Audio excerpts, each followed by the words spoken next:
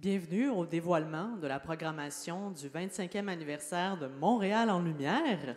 Merci d'être venu en si grand nombre ce matin. J'aimerais inviter tout de suite M. Jacques Primeau, directeur général de Montréal en Lumière, à prendre la parole.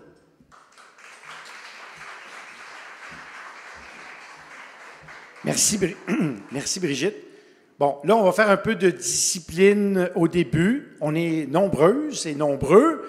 Alors donc, les gens du fond, je vous connais depuis dans le temps du Spectrum. Là, vous êtes dans le fond, puis vous jasez, puis à un moment donné, ça monte. Non, on a beaucoup de belles choses à vous présenter aujourd'hui. On va commencer par ce que vous voyez déjà, c'est-à-dire l'identité visuelle de Montréal en Lumière de cette année.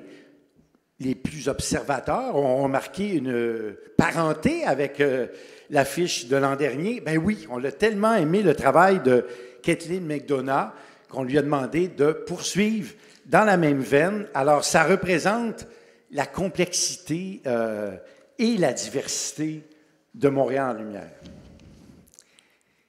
Le festival a 25 ans. 25 ans. Quand Alain Simard et sa gang de Spectra fondent Montréal en Lumière, c'est pour répondre à un besoin. Il fallait dynamiser l'hiver dans le centre-ville, un peu comme les festivals d'été le faisaient déjà depuis une dizaine d'années, avec le jazz, avec les Franco, avec Juste pour rire. Et ça avait été déjà un succès pour l'été. On s'est dit, mais mon Dieu, l'hiver, c'est mort à Montréal. Qu'est-ce qu'on ferait bien? Alors, on ne va pas faire la même chose que l'été, c'est l'hiver. Alors, à la veille du bug de l'an 2000, ça vous dit que ça date, hein? C'est pas tout le monde qui savent de quoi je parle. Bug de l'an 2000, on a concocté donc ce festival hybride. On a souvent dit de ce festival, mon Dieu que c'est compliqué. C'est compliqué ce festival-là. Moi, je dirais plus complexe, mais au final, unique au monde. Unique au monde parce qu'on allie la culture, les arts de la scène en particulier, la gastronomie et les activités extérieures. On assume notre nordicité, comme on dit aujourd'hui. On ne disait pas ça à l'époque. On disait, ouais, mais le monde va-tu venir dehors? C'était ça la principale préoccupation. Alors, bref, on en a fait un événement culturel. Puis, quelques années plus tard, on a fondé un événement qui, à mon avis, est un événement phare de la vie culturelle à Montréal, c'est la Nuit Blanche. Donc, le mélange de ces deux événements fait en sorte qu'on se retrouve aujourd'hui avec un événement qui célèbre l'évolution de la gastronomie internationale et celle de Montréal, et on les fait se rencontrer, se bonifier. Pour le grand plaisir des Montréalais et des Montréalaises, bien sûr, mais aussi des visiteurs de tous les quartiers de Montréal, mais aussi du monde entier. On a renouvelé sans cesse l'expérience de jouer dehors au centre-ville. À un moment donné, c'était une guimauve, une glissade, une grande roue en hiver. Puis maintenant, le patin. Mais pas n'importe quelle sorte de patin, un patin culturel, un patin avec de la lumière, avec de la musique choisie, pensée. Nous sommes dans le quartier des spectacles. Et oui, d'excellents spectacles dans les salles, ça va de soi, ça nous entoure. Et bien sûr, ça s'appelle Montréal en Lumière, de la beauté, du bon dans tous les sens. Un festival pas comme les autres, mais tellement utile, nécessaire pour finir l'hiver en beauté, pour la vitalité du centre-ville, qui a plus que jamais besoin des festivals, des événements culturels pour l'animer, s'arrimer à un mouvement qui veut vivre l'hiver en ville et non le subir. Longtemps, le MEL était le seul à croire à l'hiver. C'est plus le cas. On peut parler maintenant de stratégie hivernale avec un nombre de partenaires. Mais de toute façon, autant qu'il y a 25 ans, Montréal et son centre-ville peuvent considérer le MEL comme un atout majeur, économique, touristique, culturel et social. Social, j'insiste, oui, parce qu'on a dit aux gens de rester chez eux. On a par tous les moyens pendant 2 ans de temps. Là, il faut leur dire de sortir, en hiver en plus, parce que c'est une contribution à notre santé mentale collective que de se rencontrer, de se voir et de sortir, même l'hiver. En passant, je voudrais lever mon chapeau au comité météo qui nous a amené cette bordée de neige avant la conférence de presse. Moi, je dis bravo, bravo. Du beau travail. Nous avons pensé cette année s'adjoindre une porte-parole qui serait à l'image de notre événement. Une personne cultivée, curieuse, qui adore la bouffe, qui aime le plein air et surtout qui aime l'hiver. On s'est dit, tiens, une ancienne journaliste culturelle, bourlingueuse, qui fait des émissions de télé et des livres de bouffe, puis qui court des marathons. Moi, je pense qu'elle coche toutes les cases. Voici Alexandra Diaz.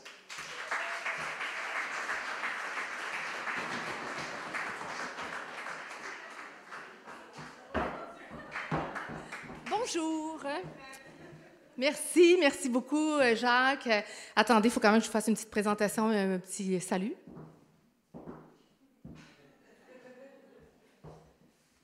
Je suis prête. Alors, buenos dias, avec un grand Z, bonjour, hello. C'est avec toute la joie de l'hiver dans mon cœur que j'accepte aujourd'hui ce rôle que me confie un président qui a fait franchement une grande différence dans ce festival, dans cette réunion où on aime se les geler et se les réchauffer tous ensemble en partageant des moments en famille. Et je vois surtout mon rôle comme celle d'une agente de voyage. Parce que le Festival Montréal en Lumière, en tout cas dans ma famille, et c'est ce que j'espère vous transmettre, c'est un voyage. C'est le premier voyage de l'année 2024 et à partir d'aujourd'hui, c'est l'anticipation de ce voyage qui commence. Dans 80 jours, la gang, 79, mais on va dire 80.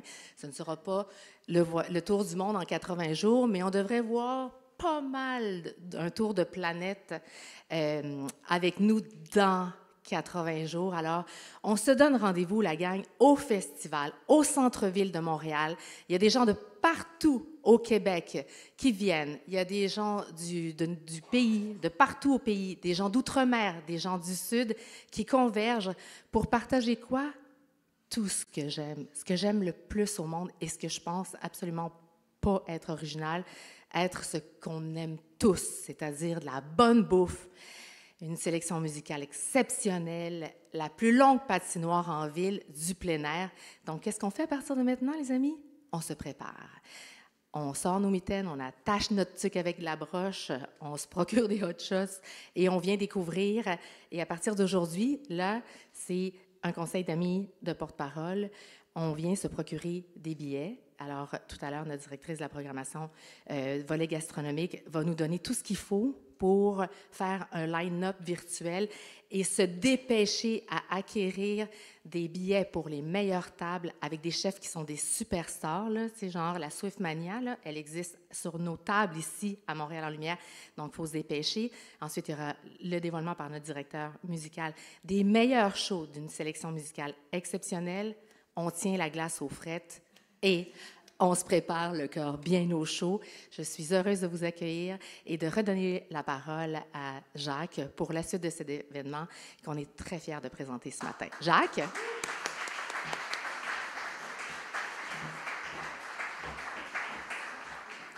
Merci, Alexandra. On a plusieurs partenaires qui font en sorte que nous sommes ici ce matin et j'invite tout de suite Monsieur Meunier, donc plutôt, excusez-moi, j'invite M. Éric Meunier, directeur de l'engagement sociétal de l'Auto-Québec, à prendre la parole.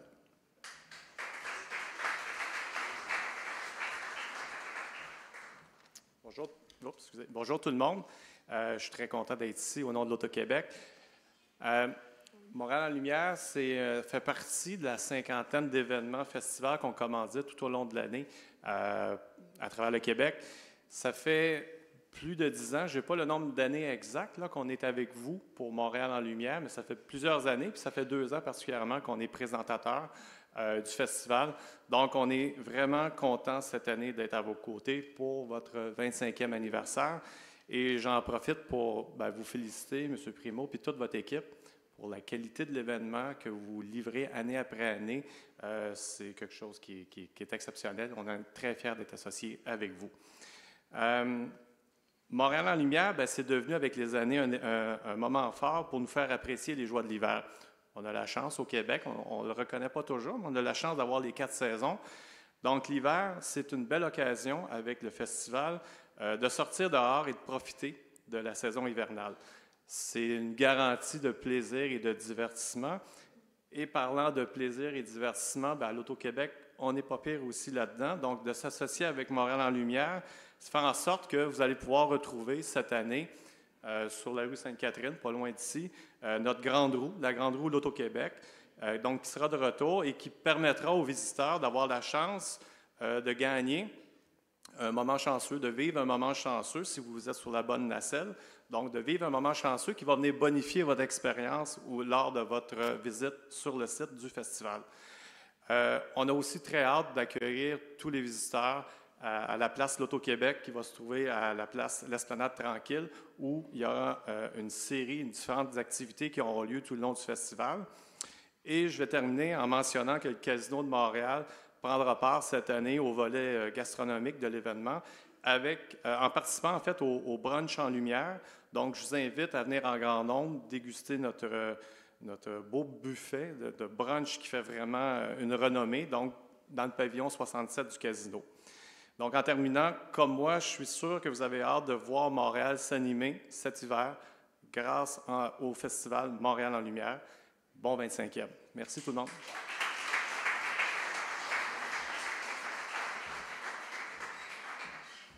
Merci, M. Meunier. Effectivement, un des deux porte-parole, en fait, porte-parole, partenaire important pour nous, en fait, essentiel. L'autre partenaire comme ça, c'est la Banque Scotia. Et j'invite donc Mme Geneviève Brouillard, première vice-présidente Québec et Est de l'Ontario de la Banque Scotia.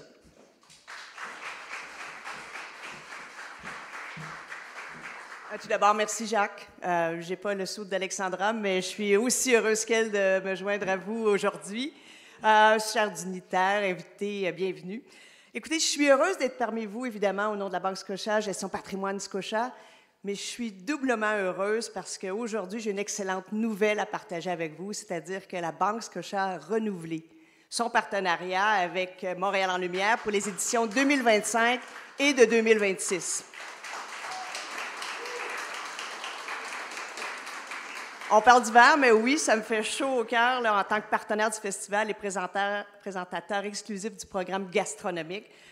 On est heureux, évidemment, parce que Montréal en lumière, ça permet de célébrer la ville de Montréal en offrant de nombreuses activités qui sont gratuites et qui sont ouvertes au public. Pour moi, c'est très, très important. Pour notre organisation, c'est très important. Le festival renforce, évidemment, notre communauté. Et puis, ça se veut tellement une belle vitrine pour créer des opportunités uniques pour des artistes, des artisans, nos chefs locaux, nos chefs internationaux, pour qu'ils puissent partager avec nous leur talent, leur inspiration, leur passion. Ce n'est pas surprenant qu'à chaque année, il y a des milliers de personnes qui se déplacent pour profiter des installations et je suis absolument convaincue que le 25e ne fera pas exception à ça. La Banque est fière de contribuer à la grande vitalité de la Ville de Montréal et du Québec en soutenant des événements comme celui-ci, en redonnant aux collectivités où on travaille et où on vit. On a hâte de vivre l'expérience, cette édition spéciale de Montréal en lumière avec vous. Et évidemment, j'en profite pour vous souhaiter un merveilleux festival. Merci tout le monde.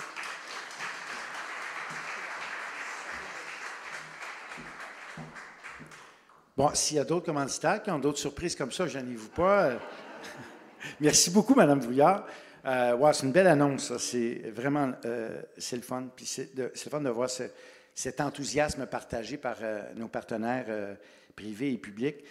Parlant de partenaires, un partenaire qui nous permet justement d'accueillir tant de chefs à l'étranger, je parle de Air France. J'invite donc Mme Ambre Coutard à prendre la parole.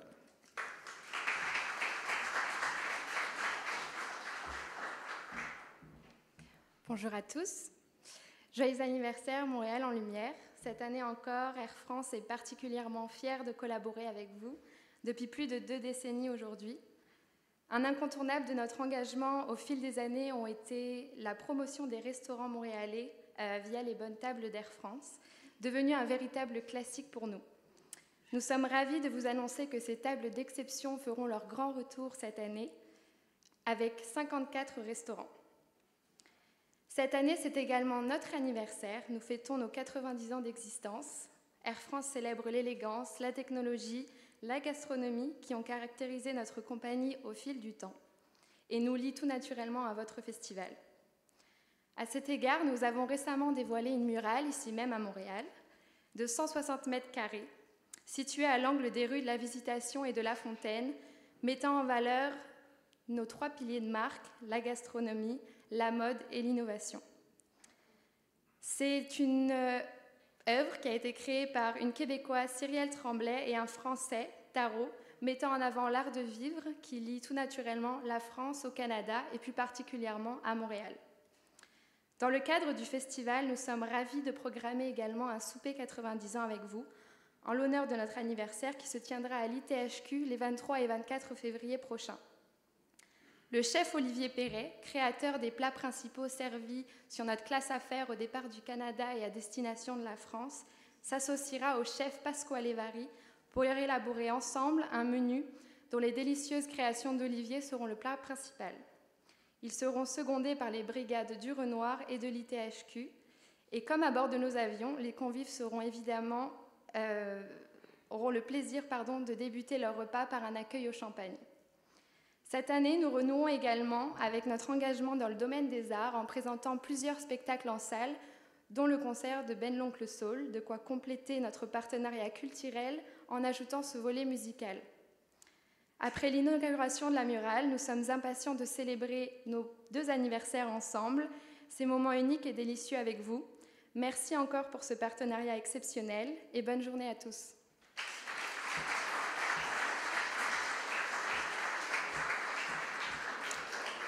Merci beaucoup.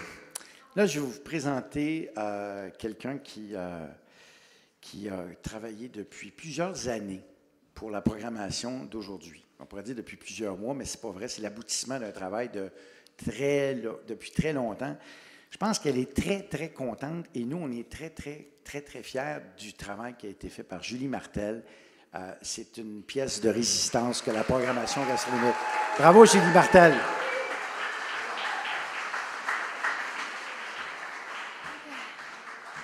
Merci, Jacques. Bonjour tout le monde. Je me souviens, l'année passée, j'avais qualifié la programmation gourmande de copieuse et gargantuesque. Eh bien, pour la prochaine édition, permettez-moi l'usage de qualificatifs, mais en puissance 25, en utilisant l'expression « un festin grandiose et épatant » pour décrire la programmation gourmande présentée par Gestion de patrimoine Scotia du 25e anniversaire de Montréal en Lumière. Bref, ne mangez pas trop pendant les fêtes, gardez-vous de la place pendant le festival parce que l'offre est colossale. Avant de s'y plonger, je vous propose en amuse-bouche quelques chiffres sur ces 25 dernières années. Que s'est-il passé en gastronomie pendant ces 25 ans? Pour répondre à cette question, on a demandé à Caribou de fouiller les archives du festival et de les résumer tout en faisant un parallèle avec l'évolution de la gastronomie montréalaise. Voici quelques exemples de chiffres du travail de Caribou. 225. 225, c'est le nombre de restaurants total qui ont participé aux Bonnes Tables de Montréal en Lumière. 6, c'est le nombre de restaurants qui comptent 20 participations au plus au festival. Parmi eux, La Chronique, qui est avec nous depuis 25 ans. Olivier de Montigny est ici, on le félicite. Le petit extra aussi sont là depuis 25 ans. Je souligne aussi l'ITHQ qui est avec nous depuis 20 ans. Mais il y a aussi des festivals qui sont avec nous depuis 15 ans, comme Portus 360 et Elena, qui sont là depuis 15 ans. L'État-major qui est avec nous depuis 10 ans. Alors, on les remercie pour leur fidélité. Merci. Un autre chiffre, 700. 700 invités, c'est le nombre total qui sont venus à Montréal en Lumière depuis sa création en 2000. Ils sont venus de plus de 20 pays différents à travers les années. 2005 versus 2015. Alors qu'en 2005, plus de 85% des chefs portaient la toque sur les photos officielles du festival. 10 ans plus tard, en 2015, un chef portait encore la toque sur les photos officielles du festival. Alors, ce ne sont que quelques exemples de chiffres et on va vous en dévoiler plusieurs autres au cours de la prochaine édition. Alors, du passé, on revient au présent à cette 25e édition à laquelle participeront plus de 150 artisans de la culture culinaire d'ici et de partout à travers le monde et qui proposeront plus de 220 dates d'événements. La table est mise pour une fête mémorable dont la thématique sera 25 ans de lumière d'hier à demain. Alors, l'histoire du festival sera donc mise de l'avant avec un retour sur des thématiques d'éditions précédentes et des chefs qui sont déjà venus reviendront. Le demain dans la thématique, qui représente les 25 prochaines années, sera souligné par un thème qui s'impose en 2024, la gastronomie éco-responsable. Cette tendance incontournable sera mise de l'avant par la présence à Montréal pour la première fois de 9 chefs étoilés verts Michelin. L'Étoile verte Michelin, c'est une certification qui a été créée par Michelin en 2020, mais c'est en 2021 que les premières étoiles vertes ont été remises à plus de 400 restaurants à travers le monde. Les critères, saisonnalité, traçabilité, sensibilisation des clients aux pratiques éco-responsables en gastronomie et même l'utilisation de matériaux recyclés pour le mobilier. Ceux qui acquériront toutes ces belles étoiles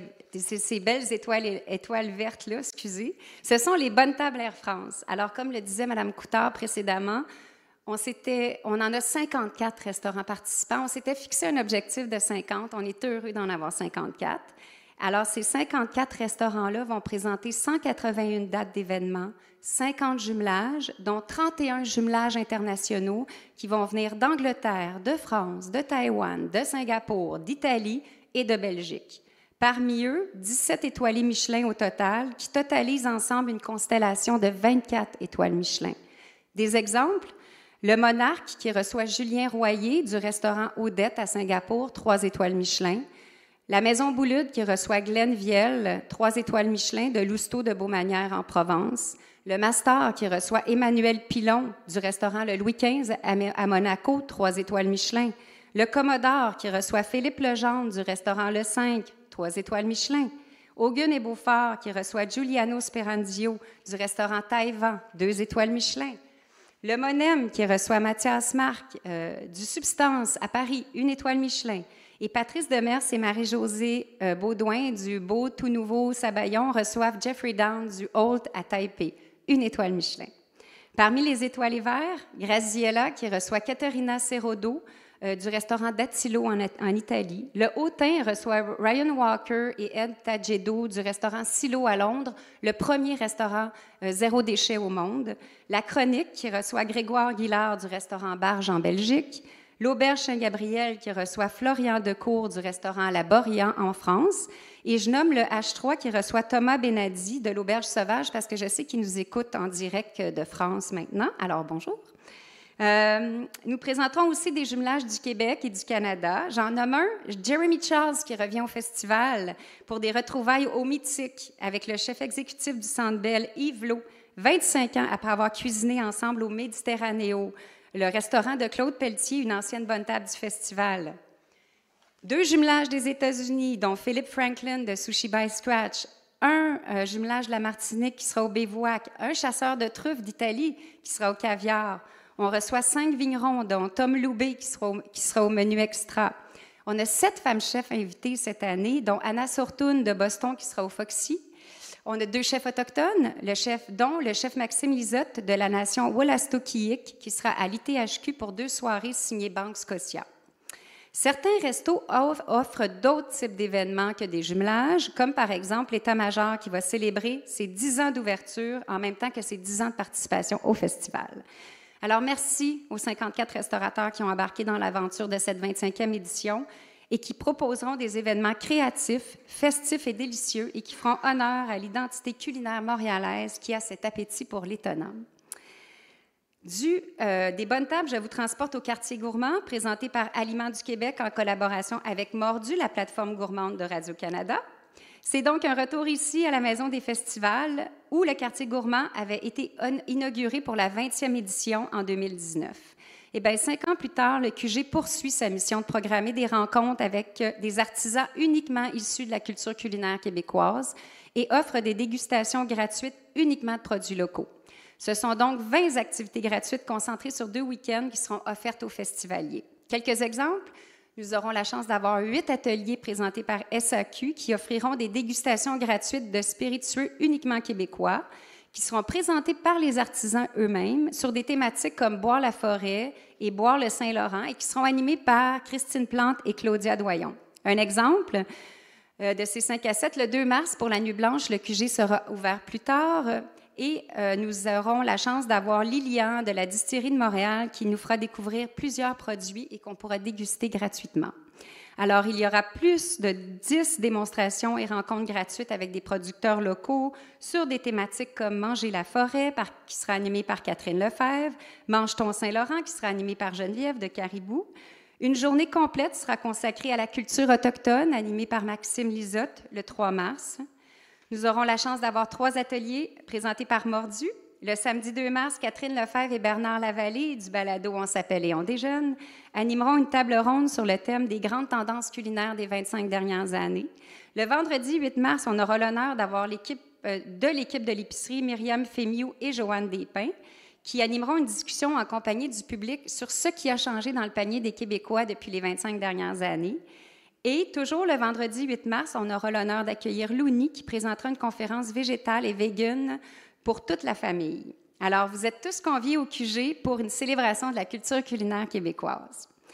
Du QG, je vous convie aux 4 événements spéciaux 25e anniversaire de Montréal en Lumière qui ont été créés exclusivement pour cet anniversaire par l'équipe de la programmation. Je commence avec le service numéro 1, les apéros Montréal en Lumière, présentés par Authentique Vins et Spiritueux, qui mettront en vedette l'Italie et pendant lesquels les festivaliers pourront déguster 4 à 5 vins italiens et une planche d'antipasti.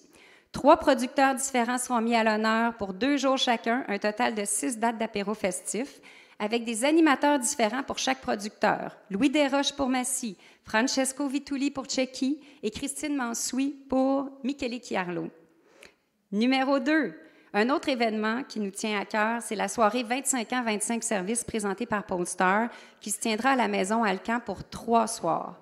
Mise en scène par Nicolas Fonseca, cette soirée gastronomique de 25 services, oui, 25 services, elle sera cuisinée par une brigade de 3 chefs, Clément Boivin, Jay Anthony, Stéphanie Labelle. Pendant 3 heures, les invités seront conviés à un théâtre gastronomique en 3 actes, un vrai parcours sensoriel qui ne laissera personne sur sa faim. 3e nouveauté, M. Meunier en a parlé, les brunchs en lumière, 25 ans, 25 brunch, pardon. Ouais.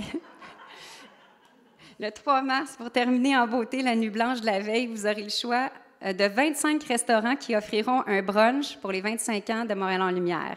Voici quelques exemples. Marché Artisan, Régine Café, Butterbloom, Arthur Noche Bar et Dandy, pour ne nommer que ceux-ci.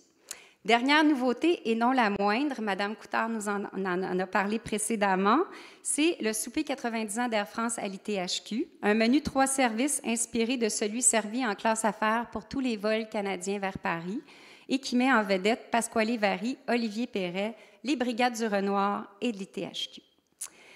Alors, pour loger tous les touristes affamés qui viendront au festival et aussi pour loger tous nos invités internationaux, on a la chance de compter sur la collaboration de précieux partenaires hôteliers.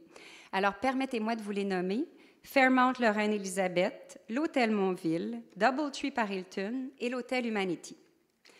Bien voilà, la table est mise pour la programmation gourmande de cette 25e édition. Je voulais remercier Tony et Élodie, sans qui la programmation ne pourrait avoir l'ampleur qu'elle a. Je vous rappelle qu'on peut réserver dans les bonnes tables dès maintenant sur le site montrealenlumière.com et qu'on peut se procurer des billets pour nos événements spéciaux 25e anniversaire dès maintenant. Ça fait de superbes cadeaux de Noël. Alors, j'invite mon collègue Morin Oxeméry, directeur programmation musicale de Montréal en Lumière, à prendre la parole pour le menu musical. Merci tout le monde.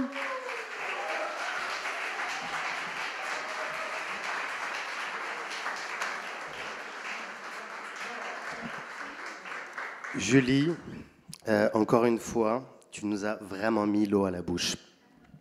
Programmation incroyable. Quand tu présentais, j'étais en train de me demander c'est quoi l'équivalent de cette expression « mettre l'eau à la bouche » en musique. Et j'ai pensé à « mettre un verre dans les oreilles ». Donc je vais essayer de vous mettre un verre dans les oreilles maintenant. Je ne vais pas prendre beaucoup de votre temps. On attaque tout de suite. L'an passé, nous avions annoncé le retour des concerts à Montréal en Lumière. Cette année, nous les confirmons. On revient avec une trentaine de concerts et on est très heureux de ça. Dans la vie, il y a ceux qui aiment l'hiver, il y en a il y a ceux qui aiment les concerts, il y a ceux qui aiment les concerts et l'hiver, puis il y a ceux qui aiment les concerts au chaud. Alors pour vous, nous avons préparé une petite sélection des plus agréables avec l'équipe qui m'accompagne dans cette aventure. On a Fred, on a Val, on a Audrey, il y a Isa aussi, Modibo, toute l'équipe. Merci encore d'être là. On a de la visite de l'étranger, des derniers tours de piste, de l'orchestral, du néoclassique, des comédies musicales, des anniversaires. Beaucoup de belles histoires pour le public cette année. On attaque en ordre chronologique avec le magnifique projet de Alex Nevsky qui s'appelle De la beauté, projet instrumental néoclassique. Nous enchaînons avec Pierre Flynn qui vient célébrer les 50 ans d'une riche carrière. Il sera en supplémentaire chez nous. La présence aussi, le retour d'un vieil ami de nos festivals chez Spectra, Ben l'Oncle Soul, propulsé par Air France. Merci beaucoup de présenter ces concerts de Ben l'Oncle Soul et aussi de Émilie Simon qu'on verra un petit peu plus tard dans la présentation. Nous avons aussi un artiste qu'on aime beaucoup au festival, Kid Koala, qui habite ici à Montréal, même s'il est de Vancouver. Il vient présenter un concert très très attendu et aussi très couru, figurez-vous, on le sait déjà, puisqu'il y a déjà 3 concerts qui sont quasiment pleins. On ajoute une supplémentaire aujourd'hui, c'est son spectacle de Storyville Mosquito. C'est un show immersif multimédia où vous pourrez découvrir des marionnettes, des dessins. C'est un univers complètement hallucinant. Je vous encourage à amener vos enfants voir ce concert-là. François Chartier, qui est peut-être l'expérience la plus Montréal en lumière côté musique. On fera marcher les oreilles et les papilles gustatives en même temps, puisqu'on découvrira, on fera la dégustation de 5 vins différents, enfin 3 vins, une bière. Je rentre trop dans les détails, il faut aller le voir, ça sera plus simple.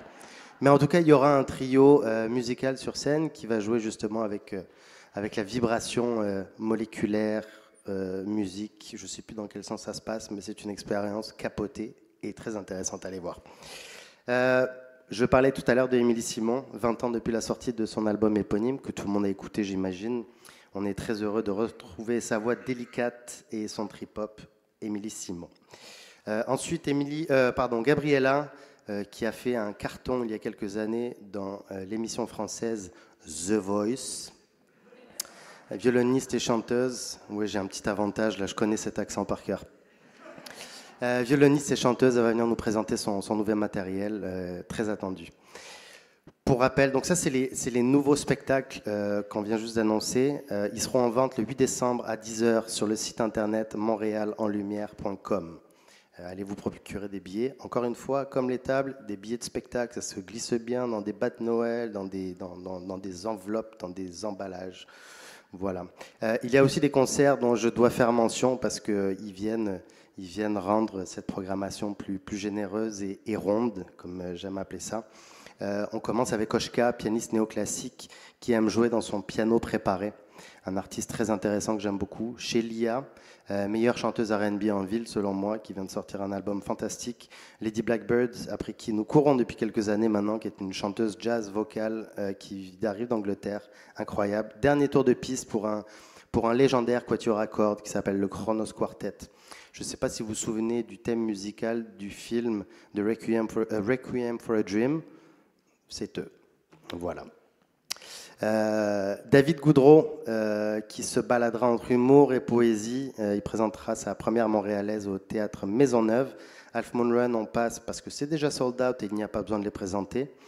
Le R&B francophone contagieux de Miro, merci d'être là, je t'ai vu. Le disco Sympho de la Lisa Leblanc, nationale, internationale, je ne sais pas comment la décrire, nous l'aimons beaucoup, donc elle va se prêter à cet exercice symphonique.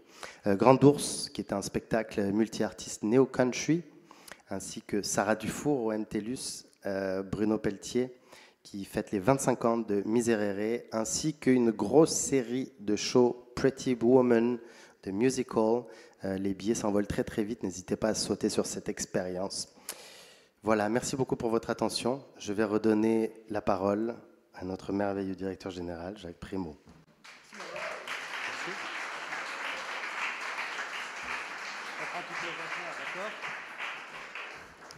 Comme je disais tout à l'heure, on est dans le quartier des spectacles. Profitons-en, il y a des salles de spectacle.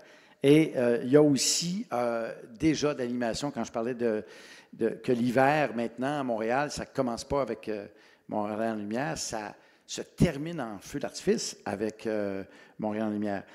Il y aura le retour, on va faire rapidement les choses on va aller plus longtemps après les fêtes, mais sur le site extérieur, il y a le retour du sentier de patin avec CeraV comme partenaire, le chalet de patin Tim Hortons, le bistrot SEQ qui est de retour nouveau et amélioré, c'est-à-dire mieux chauffé, l'animation de la patinoire de la place L'Auto-Québec à l'Esplanade Tranquille, le retour de la Grande Roue, on en a parlé tout à l'heure avec l'Auto-Québec, le parcours des 5 œuvres de luminothérapie, c'est une très belle édition du partenariat du quartier des spectacles de luminothérapie.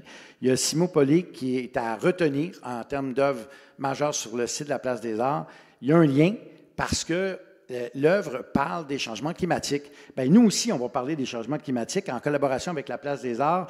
Il y a ici même, c'est-à-dire à la Place des Arts, il y aura un enregistrement d'une émission qui s'appelle Feu vert, excellente émission animée par Catherine Perrin, qui parlera justement des conséquences des changements climatiques nordiques en milieu urbain. On est en train d'avoir du fun à manger, d'avoir du fun à écouter de la musique, de patiner, mais on réfléchit aussi à Montréal en lumière. C'est aussi vrai pour la question du quartier gourmand. Julie en parlait tout à l'heure, on se préoccupe d'environnement. Bien, on va aussi avoir cette discussion-là de fond avec Radio-Canada. Retour de la station DJ, soirée thématique, soirée musicale que Morin et son équipe vont nous concocter. Il y a un kiosque chauffé. Vous avez vu des gens du Cirque du Soleil qui ont passé tout à l'heure. Bien, il y a des personnages du spectacle Curios. Ça s'appelle le Cabaret des Curiosités qui interagiront avec la foule. L'animation culturelle sur le site, comme toujours, tambour, danseurs, etc. La Nuit Blanche, toujours le moment fort, mais cette fois-ci présenté la première fin de semaine. Donc, on commence très fort avec toujours le partenariat avec la Société de transport de Montréal. Premier week-end pour cette année. On parle de plus d'une centaine d'organismes participants. Et le thème, c'est général, c'est le fantasme. Alors, vous pouvez penser ce que vous voulez. Et il y a aussi le retour, c'est la 3e année qu'on fait ça, je pense, c'est de consacrer que Montréal en lumière s'occupe de la semaine de relâche. Donc, c'est présenté par CN cette année, 2e fin de semaine du festival. Et il y aura aussi des activités en collaboration avec Télé-Québec. Alors là, je vais renommer nos partenaires et présentateurs et collaborateurs du festival, l'Auto-Québec et Banque Scotia. Merci infiniment. Je nomme des partenaires qui sont aussi très importants, la SAQ, la Société de transport de Montréal, Air France, Tim Hortons, d'ailleurs, qui nous offre des beignes. Et je me suis informé, il y a une espèce de présentation qui est vraiment dans la thématique des couleurs de l'affiche. J'ai trouvé ça extrêmement génial, jusqu'à temps que j'apprenne que c'est un pur hasard, mais quand même, on l'apprécie. Un merci spécial à nos nouveaux partenaires. Ça, c'est le fun de voir des gens qui se joignent à nous. CeraV, CN, Aliments du Québec, Canton, Polestar, l'Authentique Vin Spiritueux et Belize. Alors, il y a aussi des partenaires publics qu'il ne faut pas oublier, sont très importants dans le financement de Montréal en lumière. Je parle du gouvernement du Canada, Développement économique par le biais de Développement économique Canada, de Patrimoine canadien, le Conseil des arts du Canada, le gouvernement du Québec. Et ça, c'est des partenaires très importants. Je pense au ministère du Tourisme et le secrétariat de la région métropolitaine. La Ville de Montréal, Tourisme Montréal, énormément depuis le début. Montréal Centre-Ville pour leur appui à Montréal en lumière. Merci à nos partenaires médias Radio-Canada, La Presse, nos collaborateurs médias Télé-Québec, Tastet et Caribou, nos fournisseurs officiels Coors Light, Aéroport de Montréal, HGM. Merci à nos partenaires culturels, le Partenariat du quartier des spectacles et la Place des Arts. Merci à nos partenaires hôteliers, le Fairmont, le Reine-Élisabeth, Doubletree, par Hilton, l'Hôtel Montville, l'Humanité Hôtel. Ça, je fais juste une petite remarque. Dans le quartier des spectacles, il y a 20 ans, il y avait un hôtel, je pense. Là, aujourd'hui, il y a des hôtels de haut niveau, de qualité, qui entourent le site. C'est un incitatif majeur à avoir plus de tourisme, y compris en hiver. Alors, c'est le temps de dire merci. Merci particulièrement, je le répète, à des partenaires qui sont là depuis le début. Merci. Moi, je veux dire un merci spécial à toutes les équipes qui ont travaillé pour qu'on vous présente ça aujourd'hui. Vous avez vu les chefs de file qui vous présentent la programmation, mais il y a toute une armée de gens qui travaillent au niveau du financement, qu'ils soient privés ou publics, qui travaillent au niveau des communications. Après ça, tu as toute la bande qui va travailler à réaliser tout ça, puis à produire tout ça. Moi, ça fait 4 ans que je suis à la tête des festivals de Spectra. Une belle invitation à l'époque de Jacques-André Dupont, que je remercie d'avoir vécu cette histoire-là, et de France Margaret de m'avoir fait poursuivre cette aventure de rencontrer toutes ces compétences réunies. Ce sera mon dernier Montréal en lumière, mais je tiens vraiment à ce que ça soit, comme disent les Français, the Montréal en lumière cette année pour le 25e. Ça va être, je pense, un énorme gros party. Et je vous remercie infiniment. Puis, c'est le temps de célébrer puis de prendre quelques photos. Alors, merci. J'invite les chefs aussi à venir en avant parce que c'est les vedettes d'aujourd'hui. Et ah oui, OK, d'accord. Merci beaucoup tout le monde.